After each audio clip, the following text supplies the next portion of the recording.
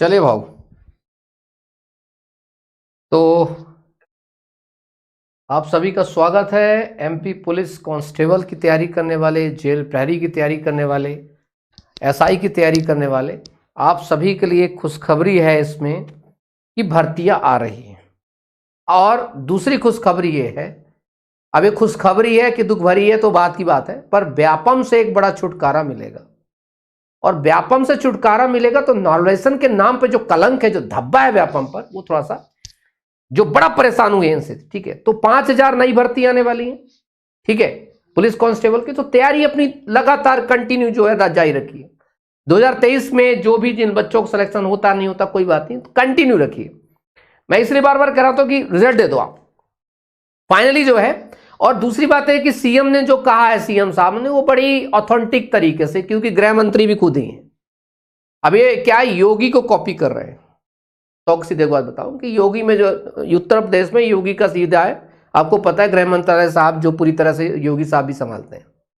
और यहां भी जो है उन्होंने सीधे सीधे गृह मंत्रालय अपने पास रखा कि मैं पूरी पुलिस व्यवस्था अपने तरीके से देखूंगा।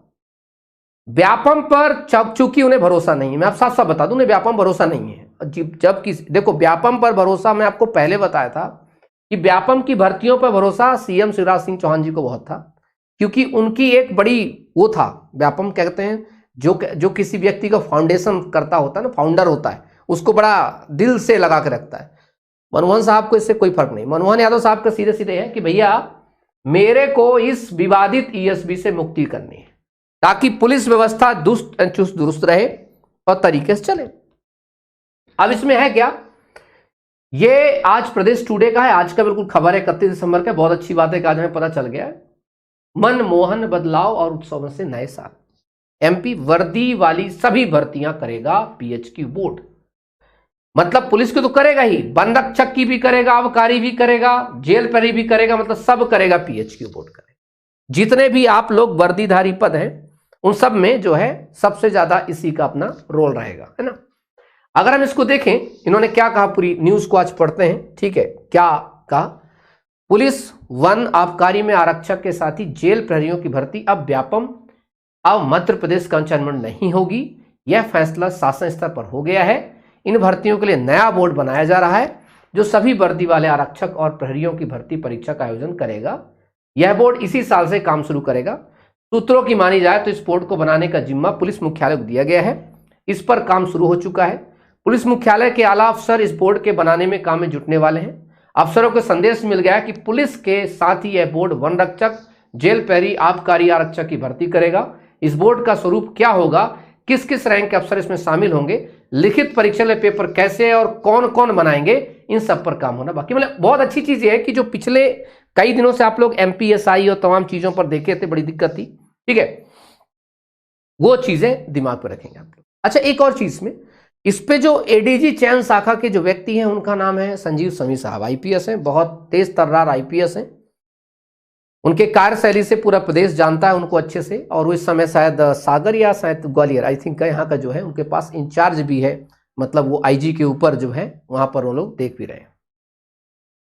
अब क्या है, जब तक चयन शाखा में संजीव समी साहब है तो आप ध्यान रखना अनुप्रयोग होते रहेंगे, नए नए प्रयोग होते रहेंगे। एसआई का सिलेबस उन्हीं ने ही बदलाव के लिए प्रस्तावित किया, तो जब तक वो है तब तक पुराने सिलेबस में तो नहीं होने देंगे एमपीएसआई। उन्हें नया सिलेबस के तहत उनको चाहिए होगी। मैं क्लियर कट के बता रहा हूं। जेल प्रहरी की भर्ती और बाकी वन रक्षक की सभी चीजों में वो लोग नया चीज करेंगे। और अच्छी बात यह है संजीव साहब की, आरक्षण का खैर विवाद उन्होंने बढ़ाया उन्हें अपने कार्यकाल आने के बाद। उन्होंने आरक्षण के मुद्दे को शायद समझ नहीं पाए हैं वो, कि महिलाओं का आरक्षण, एक सर्विसमैन का आरक्षण। बाकी जो उन्होंने अपना वो चीज दिया है, एक इनपुट दिया है इस बारे में कि इसका सिलेबस क्यों बदलाव जरूरी है, क्योंकि वो देख रहे हैं कि वो जो रिक्रूटमेंट्स आ रहा है एमपीएसआई का, उस लेवल का नहीं आ पा रहा जिस लेवल को से होना चाहिए। जैसे आप खुद देखें, अगर हम यूपीएसआई के देखें तो वहां पर कानून की पढ़ाई, तमाम चीजें, क्योंकि आवाज के देखो बीएनएस भारत नई संहिता आएगी, आपको पता होना चाहिए, नई चीजें लॉन्च हो गई हैं। बच्चों को पता नहीं यार, बच्चों को यही नहीं पता, एक पढ़े लिखे ग्रेजुएट को नहीं पता कि एफआईआर के लिए सेक्शन कौन सा है। एफआईआर अगर नहीं करेगा तो हम क्या कर सकते हैं, ये नहीं पता, सच में नहीं पता। एटलीस्ट उत्तर प्रदेश सामान्य जो कानून नियम तो पूछता ही पूछता एग्जाम में। और इस लेवल पर मध्य प्रदेश का सिलेबस बहुत ही घटिया था एमपीएसआई का, सच बताऊं तो बहुत ही घटिया। अव्वल दर्जे घटिया सिलेबस, इसमें रट्टा मार आगे बढ़ वाली बात थी। अब जो इसमें सिलेबस की जो फाउंडेशन रखी जाएगी वो बहुत बढ़िया फाउंडेशन रहेगी और अच्छी बात इस चीज पे, ठीक है। सर जी पीएचक्यू तो बहुत बड़ी धांधली करेगा, देखो क्या करेगा क्या नहीं करेगा, क्यों व्यापम से धांधली नहीं हुई है क्या? सीधे सीधे 10-10 नंबर कम कर दे जा रहे हैं, जिसका मर्जी उसको नंबर बढ़ा दे रहे हैं, जिसकी मर्जी उसको घटा दे रहे हैं, कोई उनको खुद नहीं पता हम किसका बढ़ा रहे किसका नहीं घटा रहे, ठीक है। पर पीएचक्यू पर अभी कोई चीज शुरू नहीं हुई और आप पर क्वेश्चन लगा देना एक व्यर्थ की बात है। करने तो दीजिए, चयन बोर्ड को काम तो करने दीजिए, बाकी हम और आप बैठे तो हैं, डरते थोड़ी ना किसी से, हम तो कानून का सम्मान करते हैं और गलत करने वालों को बखिया उधेड़ देंगे, क्यों परेशान हो, बैठे तो है ना, आज भी हैं कल भी रहेंगे हमेशा रहेंगे, जब तक जिंदा हैं तब तक लड़ते रहेंगे। और अच्छी बात है अपने बड़े भाई साहब जो हैं सीएम साहब हैं, भाई बड़े भाई साहब क्यों बोला मैंने, अब देखो मतलब यो भी युवा है, उनसे थोड़ा ही छोटा मैं हूं, है कि नहीं, तो थोड़ा यंग आया है तो कुछ नया करेंगे और वो तो कोशिश करेंगे कि मैं आपको पहले बोला था पटवारी भर्ती परीक्षा तमाम परीक्षाओं के बारे में क्यों बोला था कि मनमोहन साहब जो है उस चीज को, मोहन यादव साहब, मनमोहन की सारे मोहन यादव साहब जो है उसको आगे सिर पे लेके नहीं चलेंगे, दूसरे का मैला, दूसरे की झंझट, दूसरे की परेशानी कोई अपने सिर पे नहीं लेके चलता है, 100 की सीधी बात, दूसरे की गंध अपने सिर पे लेके कोई नहीं चलता है, दूसरे का पाप कोई ढोएगा नहीं, ठीक है। तो बदलाव जरूरी है ना, तो सॉरी सर जी कोई बात नहीं, बता रहा हूं ना, हम लोग है ना कि डरते हैं क्या, तुम लोग क्यों डरते हो किससे, तुम्हें यार लगता है पीएचक्यू से होगी तो हम, अरे पीएचक्यू से होगी तो जांच रिपोर्ट मंगा लेंगे, आरटीआई लगा के मंगा लेंगे, जांच इन्वेस्टिगेशन उनके ऊपर रखवा देंगे, काय टेंशन लेते हो, पहले उन्हें करने तो दो, एक बोर्ड का गठन हो, एक अच्छी चीज है कि बोर्ड का गठन हो, अच्छे तरीके से काम शैली हो, समझ रहे हैं, चलिए बाकी है ना हम लोग काहे परेशान हो, है हाँ, अब जिस दिन ना रहे उस दिन की बात अलग है, पर जब तक जिंदा है तब तक बात करते रहेंगे। आइए, अब ऐसा माना जा रहा है कि यह बोर्ड अब जल्द से जल्द बनाया जाएगा, इस साल पुलिस आरक्षकों के 5000 पद पर भर्ती की जानी, अभी फिर से यह भर्ती नए बोर्ड से कराने की तैयारी है, इसलिए माना जा रहा है कि भर्ती के लिए बनाए जा रहे नए बोर्ड से सबसे पहले पुलिस आरक्षकों की भर्ती परीक्षा आयोजित की होगी, इसके बाद अन्य विभागों की भर्ती परीक्षा बोर्ड के साथ द्वारा कराई जाएगी। गौरतलब है कि पुलिस आरक्षकों की भर्ती के लिए पूर्व में पुलिस का बोर्ड था जो भर्ती परीक्षा आयोजित कराता था, बाद इस बोर्ड को भंग कर दिया गया और भर्ती के लिए लिखित परीक्षा का जिम्मा व्यापम को दे दिया गया था। अब क्यों बनाया जा रहा है आखिरकार बोर्ड, ऐसा हुआ क्या, उनको तो पता है, सीएम साहब आए हैं, प्रभार बांटने विभाग बांटने से पहले हम लोग एक आंदोलन कर दिया, आपको पता हो 27 दिसंबर को, हाय अल्लाह हो गया, अच्छे अच्छे बच्चे आए थे, ठंड में अच्छे बच्चे आए थे, कुछ बच्चे मोहन यादव साहब के पास खुद गए, तू हाथ में ज्ञापन दिया भाई एमपीएसआई का, अभी फिर से ज्ञापन देंगे, टेंशन ना लो, एमपीएसआई के लिए भी। दरअसल प्रदेश में व्यापम द्वारा कराई गई भर्ती परीक्षा और इंजीनियरिंग एवं मेडिकल कॉलेज में प्रवेश की परीक्षाओं को लेकर धांधली हुई थी, ये देखो सुनो, जिस पर मध्यप्रदेश पुलिस और उसके बाद सीबीआई ने व्यापक कार्रवाई करते हुए हजारों लोगों पर प्रकरण दर्ज किए थे। देश भर में विवादग्रस्त होने के चलते व्यापम का नाम बदलकर मध्यप्रदेश कर्मचारी चयन किया गया। इसके बाद ही भर्ती परीक्षाओं में गड़बड़ी होने के आरोप इस बोर्ड पर लगते रहे।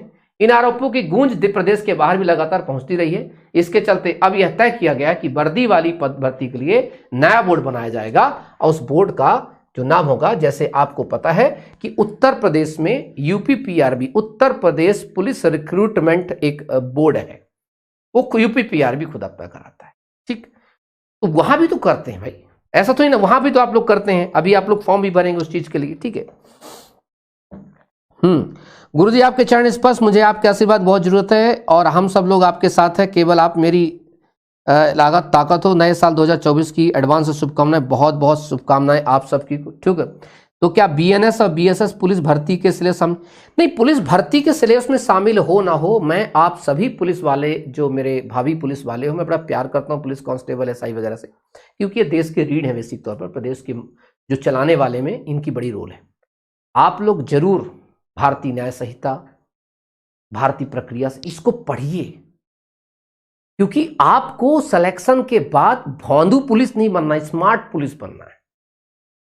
आपको पता होना चाहिए कि नई जो हमारी बीएनएसएस है उसको पढ़ोगे तो आपको पता चलेगा 153 के बाद 173 में क्या क्या क्लॉज ऐड किए गए। इलेक्ट्रॉनिक के द्वारा आप ई कम्युनिकेशंस के द्वारा कैसे एफआईआर को लॉन्च कर सकते हैं, उसके क्या क्या प्रावधान है, तो थोड़ा पढ़ो तो सही, तब तो आप एक स्मार्ट पुलिस बनोगे। तब तो लोगों को न्याय दिला पाओ कि बस हो गया वर्दी पहन के लठ उठा लिए सोटने के लिए। ऐसा नहीं होता भाया। बिना मतलब के किसी के ऊपर अगर लाठी भी चला दी, अगर उसका मूड खराब हो गया तो बड़ा बुरा कर देगा। अभी एक केस हुआ है, आपको बता दो, 5 लाख रुपए साथ में दंड भी भरना पड़ेगा एक व्यक्ति को। वो गया, पुलिस और वकील लड़ाई हो गई होगी, अभी उड़ीसा की बात बता रहा हूं। तो होशियारी के मारे जो है उसने उनको हथकड़ी लगा ली। हथकड़ी लगाते नहीं है, 2-4-10 धाराएं लाके हथकड़ी लगा ली। कोर्ट ले गए, वकील साहब को बोले कि हम कोर्ट ले जा रहे हैं फलाना ढैम का। वो वकील चुपचाप से अवगत करता रहा। वकील ने कुछ नहीं किया। जब कोर्ट की पेशी चल रही थी तो उन्होंने एक लेटर लिखा राष्ट्रीय मानवाधिकार आयोग को, और जज साहब से एक चीज पूछी, आर्टिकल 21 का हवाला दिया। बोला इससे पूछिए जरा कि ये हथकड़ी मुझे लगाया क्यों, और एक सामान्य से विवाद को लेकर के एक मेरे जैसे मेरी प्रेस्टिजियस चीज को कैसे इसने छूने का प्रयास किया, और इस व्यक्ति ने मेरे नाम को कैसे इसने डिमिश किया। और वर्डिक्ट पढ़ो, हाईकोर्ट ने क्या लिखा है पुलिस वाले के लिए, भाई साहब के 5 लाख रुपए का जुर्माना अलग ठोका है। How could you say that? मेरे कहने का मतलब ये तो चलो एक एडवोकेट था, किसी भी आम पब्लिक के लिए आप एक जनता के सेवक होते हैं, और जब जनता की सेवा करते हैं बहुत ईमानदारी, वो बड़े प्यार से लोग आपको सर पे बैठाते माते। दिनेश एमएन याद करिए, पढ़ लीजिए, आज जाइए फेसबुक पर, गूगल पर अगर ज्ञान ना हो तो पढ़िए। दिनेश एमएन एसपी जब रहे हैं, आईपीएस इस समय तो एसीबी के साथ एडीजी हैं, पढ़िए। 6 साल जेल में रहे हैं, 6 साल जेल में रहे। आईपीएस के बाद जब एसपी बने, एसपी के बाद उन्होंने एक एनकाउंटर उनके पर आरोप लगा, 6 साल जेल में रहे। जब जेल से वापस आए हैं तो जनता उनको अपने सर पर बैठाई है फूलों के साथ। तो काम जब आप करते हैं तो उससे कोई फर्क नहीं पड़ता है कि आप किस पोस्ट पर हैं, चाहे कांस्टेबल हो, चाहे एसपी हो, चाहे डीजीपी, चाहे, और कितने एसपी, कितने आईपीएस, कितने आईएएस को उन्होंने जेल के अंदर ठोका है, जेल के अंदर कर दिया। तो मेरे कहने का मतलब यह है कि जिस फोर्स के लिए जा रहे हैं आप, आपको उस वर्दी से आपको इज्जत नहीं मिलनी चाहिए कि आपको आपके पास वर्दी तो इज्जत मिले, नहीं।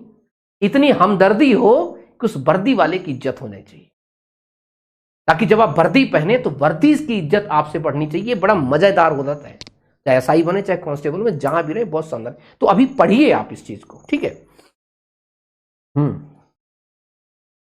जी जी जी सर, महिला पर्यवेक्षक पटवारी का बता दीजिए कुछ। यार क्या बताएं पटवारी का, अब तो मोहन यादव साहब ही बताएंगे पटवारी का। दिल्ली पुलिस रिजल्ट भी आउट हो गया, बहुत बढ़िया, गुड। सर, मध्य प्रदेश के सारे फौजी आपको जानते हैं और आपकी बातें करते हैं, आपकी बड़ी इज्जत है फौज में, आप अत्यंत साहसी और अडिग मार्गदर्शक हो। गोस्वामी, हाँ, मैं अगर आप चर्चा करूं एक्स सर्विसमैन को लेकर, तो मैं दिल से आप सभी को सलाम करता हूं, सैल्यूट करता हूं, और पूरे मध्य प्रदेश की तरफ से आपसे माफी भी मांगता हूं, क्योंकि मध्य प्रदेश का बड़ा कुकृत्य है मध्य प्रदेश पुलिस भर्ती की तरफ से। क्योंकि मध्य प्रदेश पुलिस जो है वो मेरी पुलिस है, हमारी पुलिस है, हम सबकी पुलिस है, अर्थात हमारे टैक्स से, हम लोगों की मेहनत से जो हमने एक मध्य प्रदेश को खड़ा किया, उससे पुलिस बनाया, उससे प्रशासन बनाया। लेकिन पुलिस विभाग के द्वारा या अन्य विभाग के द्वारा आपके साथ जो जाति की गई, बहुत गलत की गई। आपने हमारे देश को बचाने के लिए, हमें बचाने के लिए, एक आप ठंड में, बर्फीले में, आग में, तपती धूप, सब जगह रहे आप, लेकिन ये मध्य प्रदेश का ये दुर्भाग्य है कि वो आपको आपका हक न दे सका। आपको हक मारने के लिए हर वो लाइन चला, चालाकी करी, लेकिन थोड़ा सा समय लगा, लेकिन फाइनली आप जो है, आप लोगों के लिए मैं लड़ा, और मेरी कोशिश यही है कि ये एक दिन ये प्रशासन आपसे माफ़ी मांगे कि उन्होंने आपसे गलती की है वास्तविक, और आपको बहुत सम्मानपूर्वक आपको पुलिस भर्ती के अंदर लिया जाए, और आपका जो 10% रिजर्वेशन है वो इतने शानदार तरीके से दिया जाए कि ताकि हमारा गर्व बढ़े, हमारा गौरव हो कि हमने अपने 10% पुलिस फोर्स में अपने एक्स सर्विसमैन भाइयों को, अपने फौजी भाइयों को सम्मिलित किया है। और माफ़ी मैं इसलिए मांग रहा हूँ क्योंकि ये दुर्भाग्य है ऐसे लोगों का जो प्रशासन में बैठे हैं, जो समझ नहीं पाए कि एक्स सर्विसमैन का एक्चुअली में जो रिजर्वेशन है कितना महत्वपूर्ण है, उसका जो क्लॉज 6A भी है वो कितना महत्वपूर्ण है।